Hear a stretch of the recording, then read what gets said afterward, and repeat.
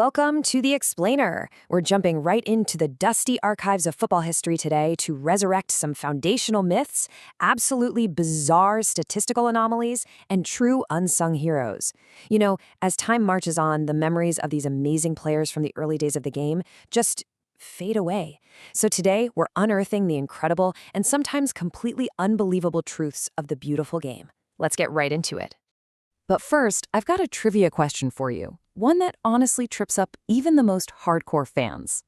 Who holds the record for the most goals in a single World Cup? Seriously, take a second. Is it Pelé, Maradona, maybe the Brazilian Ronaldo? The fact that the real answer is so often forgotten proves just how quickly sporting greatness can vanish. Keep that question in the back of your mind because we're going to answer it shortly, and the story behind it is going to blow your mind. All right, Section 1, the Pioneers, Early World Cup Legends. We're heading back to the 1930s to look at the rough-and-ready Luis Monti. His journey? Absolutely wild. In 1930, he played for Argentina as an attacking center half. This guy had a fearsome reputation for tough tackling. I mean, he literally started a mass brawl against Chile by deliberately kicking an opponent. But leading up to that inaugural World Cup final, against a rumored backdrop of actual death threats, he was mysteriously subdued, and Argentina lost. Then, shortly after, he moves to Italy, gets citizenship based on his ancestral roots, and ends up playing in the very next World Cup in 1934. So here is the crazy part. Luis Monti holds the truly unique record of playing in 2 World Cup finals for 2 entirely different countries. He walked away with a silver medal for Argentina, and then, 4 years later, a winner's medal for Italy. It's this massive logistical and historical anomaly that, let's face it, could literally never happen in today's highly regulated game. That whole era was just defined by this mix of absurdity, high stakes, and incredible innovation. Take Leonidas da Silva. Decades before Pelé or Neymar, he was Brazil's very first superstar. They called him the Rubber Man, and get this, he's widely credited with actually inventing the bicycle kick. Then you have Italy's Giuseppe Meazza, a 2-time World Cup winner. Going into the 1938 tournament, the pressure on Italy to defend their title was so intense that Meazza reportedly got a telegram from dictator Benito Mussolini that simply read, "Win or die." And, well, win they did. The stakes were always unbelievably high. Look at the 1950 World Cup at the Maracanã.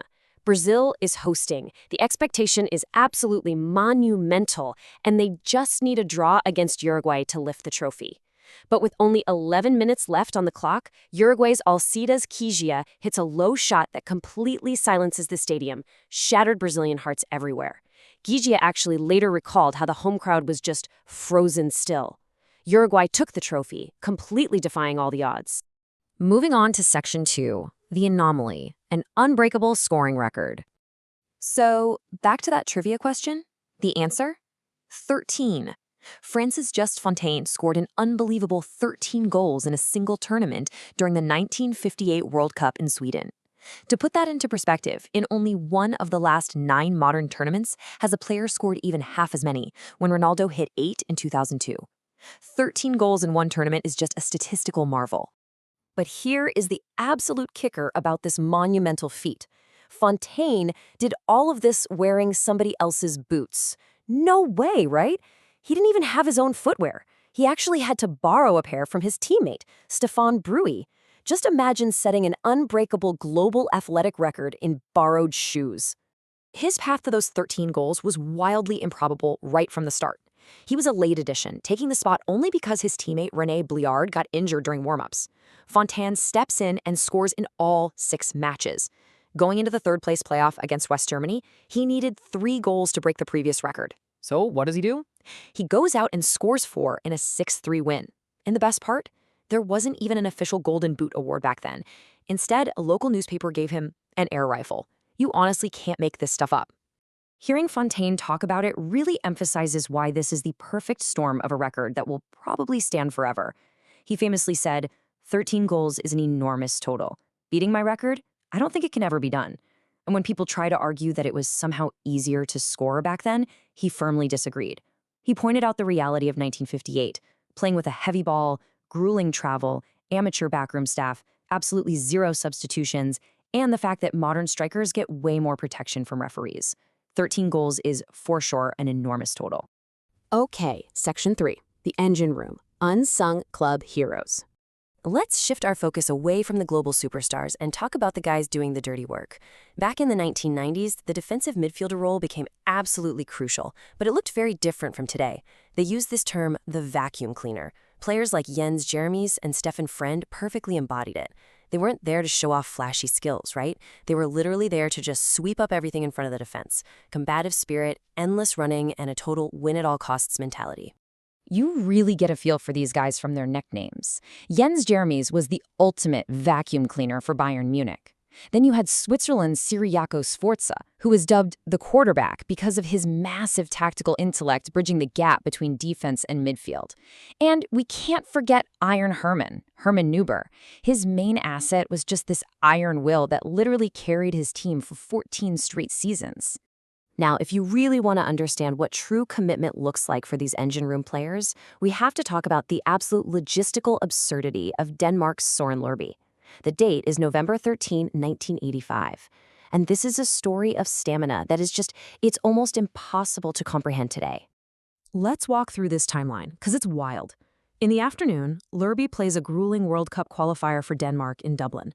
He gets subbed out, doesn't even shower, and rushes straight to the airport. He flies to Dusseldorf, where Bayern Munich's managing director Uli Hoeneß is waiting in a Porsche to speed him to a club cup game. But they hit a massive traffic jam. Lerby refuses to give up, jumps out of the Porsche, and literally runs 2 kilometers down the highway on foot. He makes it to the stadium and is subbed in at the 46th minute to play the rest of the game for Bayern Munich. 2 highly competitive games in 2 different countries, all in the exact same day. Unbelievable. And finally, Section 4. Conclusion: How history remembers us. Whether you're a record-breaking goal scorer taking home an air rifle and borrowed boots, or a relentless midfielder sprinting through highway traffic, time eventually comes for every legacy. These guys were titans, but their stories are now just dusty football trivia. So I'll leave you with this thought. As we marvel at these forgotten legends today, who from our modern era will slip through the cracks of history tomorrow? In an age where everything is on social media, it feels impossible, right? But 50 years from now, who will be the next Louis Monti or Søren Lerby, just waiting for someone to dust off their story? Thanks for joining me on this explainer, and hey, keep your eyes open for the unsung heroes of today.